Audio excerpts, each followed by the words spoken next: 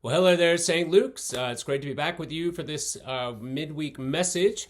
Just a few announcements today, a lot going on, and I want to, first of all, thank you all for the participation you have shown in the Discovery class, in the Pizza Epiphany Galatians Bible study. It's been a wonderful way to spend the winter, to study God's Word, to discover more about the depths of our sort of theological tradition and the Anglican tradition, and ask some of the tough questions, the hard questions. And so thank you for your participation. It's been a great joy. It's been a lot of video editing, a lot of wonderful output and content, but it's been a great joy, and I'm grateful for that. I'm also grateful for all of you that came out to the annual meeting last night as of this recording, and it was well attended, and as Jim McGurk, the outgoing rector's warden, said, it was really just a time of great gratitude and thankfulness for what the Lord has done for us all over this past year. We were all in dramatically different positions than we are now, and we are grateful for that. So just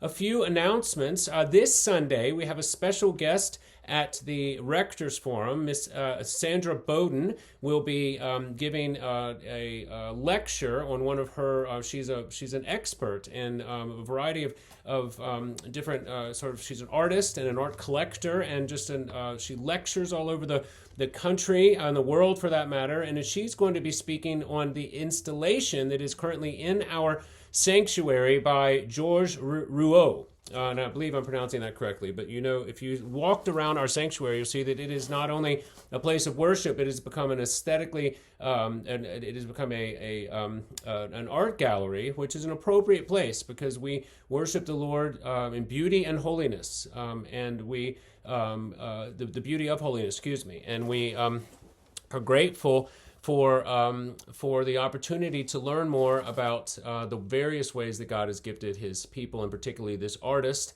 So please come to the Rector's Forum to hear Sandra Bowden talk about Georges Rouault, is what she is entitling A Steadfast Vision. So that will be this Sunday.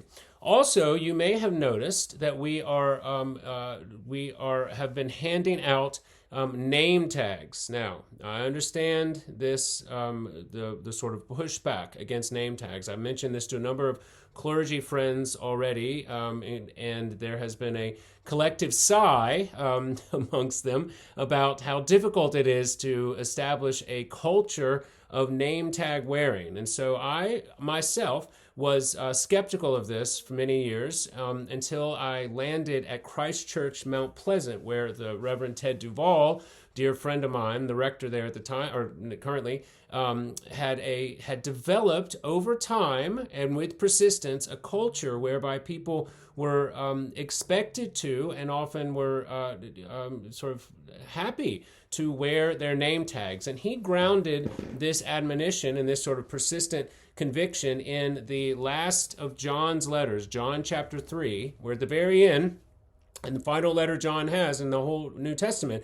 John writes, "I had much to write you, but I would rather not write with pen and ink. I hope to see you soon, and we will talk face to face. Peace be to you. The friends greet you. Greet the friends by name." Or greet the friends each by name. Well, I was discussing this with someone the other day, and I fall prey to this as much as anyone, is that when I see someone, even if I've seen them if I've known them for, in some cases, years, there could be a momentary blip where I lose their name, or I have a consideration about, is that Susie or Jane, is that Bob or Frank? And in that moment, I chicken out, and instead of admitting that perhaps I don't know them as well as I think I do, I revert to something along the lines of buddy, or hi there, or hey, or how you doing? And what that does is it begins to limit the depth to which my relationship can go with that person, because we can only and we can't be very intimate in a friendly way with people if we do not know what their names are. And so I want you to consider this as an opportunity to at least see from my perspective that this would not be a imposition, but as it were an opportunity to love your neighbor as yourself, because you know that you would like to be greeted by name, that you would like to be known, that you would like to be spoken to, not as an abstraction, but as the person who you are by name. and therefore the other person to whom you are speaking would be loved in the same way if you could reciprocate their name. And so we're going to be instituting a hopeful culture change whereby the expectation is going to be that when we are here, we have a name tag on. Now this, I understand how difficult this will be. I understand I've already heard the pushback. I've already heard the groaning in some quarters, but I've also heard a great rejoicing in others. And I have seen this work. I was reluctant myself when I arrived at Christ Church, although as a good employee, a man under authority, I dutifully put my name tag on day after day. I had a number of them in various cars. When I lost them, I got a new one. And over time, not only were people more readily able to call me by name, but I, over time, was learning name after name after name, Sunday after Sunday, shaking hands and learning and growing deeper in my relationship with these people, to the point where it was with great tears that we left them, but of course with great joy to arrive down here. But nevertheless, it is with a list of people who not only do I know in the abstract, but by name, pray for, and remain connected to with deep bonds of affection that I think was at the very least furthered, if not even facilitated, by the fact that we knew how to address each other. So the staff will be modeling this. You will see me with my name tag on whenever I'm on campus. We have been producing name tags for everyone that we have sort of on the membership rolls, but if you did not get one or you do not have one, please contact us and we will create one for you. And we will, in very short order, have sticky name tags at every conceivable entrance and exit at our church, so that in the event, which will happen, you forget your name tag, well, then you will be more than happy and easily able to just write one down and join the friends, join the body, join the fellowship of our church, where peace be with you. The friends greet you, and greet the friends each by name. So, this is a conviction of mine. It's one that has now been hard wrought, and I have seen the fruit. And so, as I've told people here, Ted Duvall, I believe he's on his 11th year now at Christ Church. And so it took him about, he's on his 11th year of loving persistence with this. And so I would like to say, well, I have about, at the very least, a 10-year window for this attempt before I give up, because I've had on good authority, and I have seen it where people will grow and deepen in their appreciation of each other, and then by extension, the fellowship that we share by the power of the Holy Spirit here at this church when we greet each other by name. So you'll hear more about this. I will continue to be talking about it as we move along, the very handsome name tags here.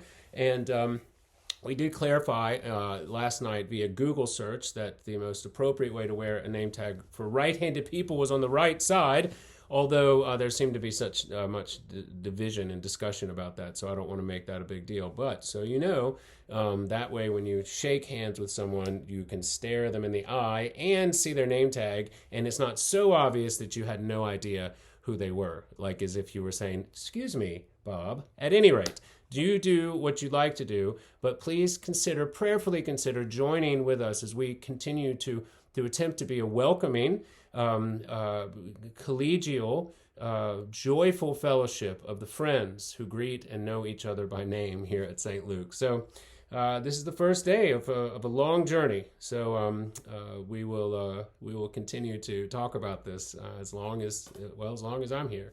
So there we go. Finally, you may have noticed that our sound issues are improving. We're grateful for all the people that have been working on it, in particular Dallas Reese and Norm Galloway and the various people who have gone and just really embraced this rather difficult transition to this new, very sort of elaborate sound system. But it's all to your good, because we are working on the better sound quality, clearer, crisper elocution, better music blending, all of the things. And to that end, we have recently made a new hire, a man named Bill Gwynn, who you were about to be introduced to. And I don't want to say too much about him because he and Dallas have a little little video that you're about to intersperse here. But suffice it to say, we are continuing to bring to St. Luke's all of the various pieces of the team, and the Lord is providing people to just answering prayers left and right for just the right people to come and join, just the right time,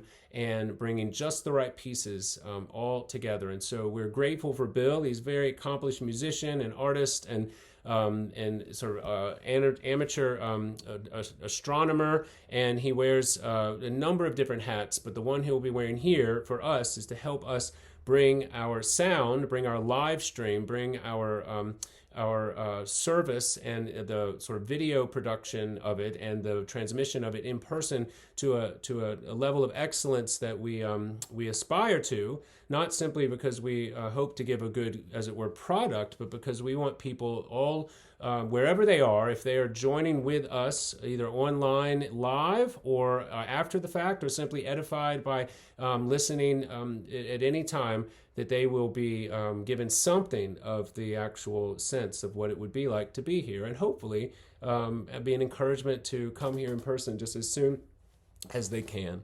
Okay, well, I'm going to leave you. That's a lot of information, but I'm going to leave you with Dallas and Bill. So take it away, Dallas. Hey everybody, this is Dallas Reese, music team leader. I want to introduce you to Mr. Bill Gwynn. He is our brand new sound and video director at St. Luke's. Everybody say hi, Bill. Take it away. Thank you, Dallas. I'm here to introduce you to myself. My name is Bill Gwynn. I ran recording studios in Cincinnati for 35 years, recording all kinds of great music. I also play in bands myself. I'm very, very happy to be part of the worship and technical team here at St. Luke's, and we have the need for volunteers because in addition to being a house of worship, we are also a television station. And there's a lot to do to go on with that. It's very, very fun, very, very fascinating. We have 4 different positions that you could volunteer for. We have the sound, which is controlling the sound that goes out on the stream and the sound that goes on in the church itself. So if you've ever wanted to learn how to work an audio mixer, I can teach you all of that. And that's a very fun and rewarding job. Is that my vocal? I just want to turn it up some so they can hear me. More me, more me. And we also have the position where somebody has to choose which camera goes out over the stream, and we need somebody who's competent with computer-based camera switching to make the best choices about what to do as far as which camera is showing at which time. And that equipment looks like this.